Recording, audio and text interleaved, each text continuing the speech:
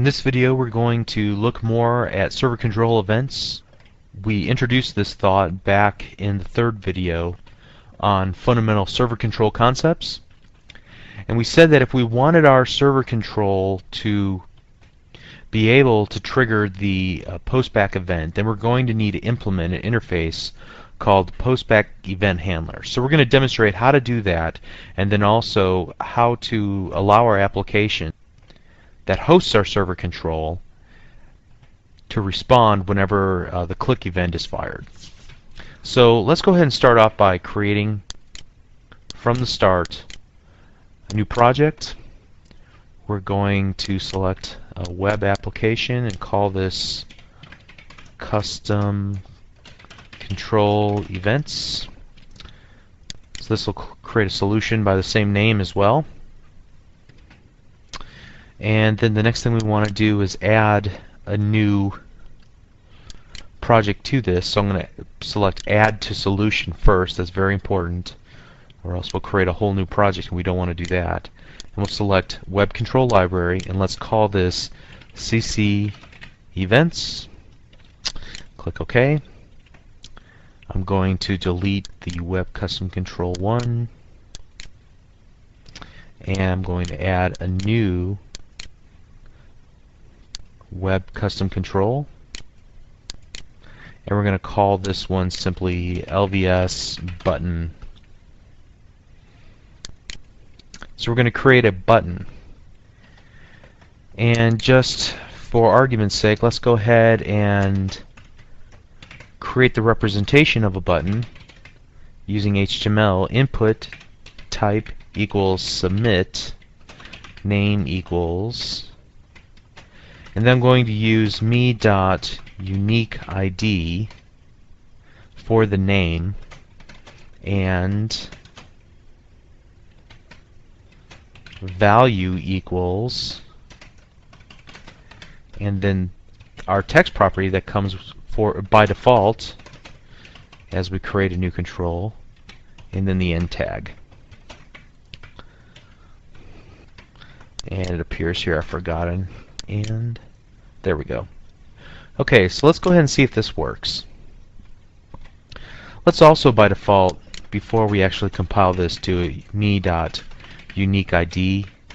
And the unique ID is simply the name of the control and some number that's assigned to it. So if you put 3 out there, there would be, for example, LVS button 1, LVS button 2, LVS button 3. We need some way to distinguish them, and so we need to put that in both the name property and then by default fill up the text with some string. So by default I'm just going to go ahead and put the name in there, like some custom controls already do. So I'm going to build this control. And just to make sure that it even works, we're going to go to Bob's Custom Controls and add it by selecting the Custom Toolbox. Go to the .NET Framework Components, select Browse.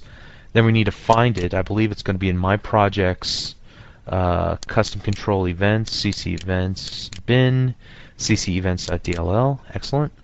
Let's go ahead and click OK. And now we have an LVS button. I'm going to drag and drop it onto the design surface, and some of it worked. Unfortunately, we don't get the name in there, so something went wrong. But we can change that by changing the text property, and everything looks good then. Okay. I'm not too worried. That wasn't the focus of our video anyway.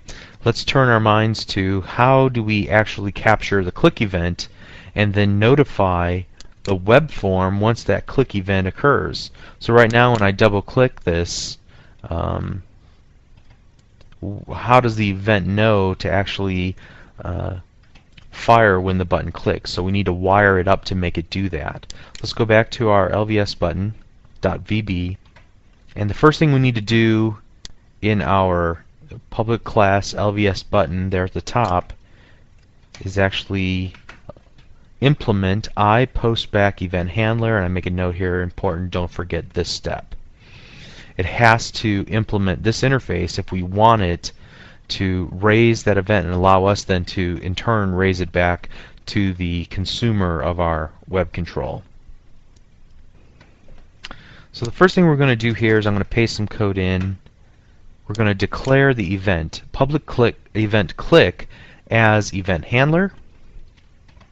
Then the next step that I'm going to take is paste another chunk of code that is protected overridable sub on click. And what this will do is we'll call this on click in just a moment. It will actually raise the click event to the web form that will house or contain our server control. Now, the reason why we create a overridable sub is if somebody else wants to come and use our control in the future and override it by giving it some additional functionality, this on-click will still work. Then the last step that we're going to have to take here is implementing the raise postback event. We have to implement this because we have selected implements I postback event handler. ASP.NET will see that we have this raise postback event. It will know that our control was the one that submitted the form as opposed to one of the other controls on the web form, and it will allow us to capture that event, which we then in turn can turn around and call another method. In this case we're calling the onClick, which is our method just right above it. Notice the full signature of this public sub raise postback event by value event argument a string implements I postback event handler dot raise postback event. If we don't put this in here, there will be no way to tie together the fact that the end user clicked our button and then deliver that message back to the web form that contains our control. So that's all we got to do here. Let's go ahead and build this, but we still have one thing left to do on our web form, and that is to write some code. Now we haven't wired it up so that when you double click it, it automatically creates the on click event, so we're going to have to type that in manually. We can add that functionality in the future. So let's do this. Private sub LVS button 1, because that's the instance name of the button as you see it right here, LVS button 1. Click. And we could call this anything we want to, by the way. We don't have to follow this convention, but it's a good idea to do that so that it makes sense as somebody is looking at what we've done and understands what we're trying to accomplish. Event args. And this is important, handles LVS button 1 dot click.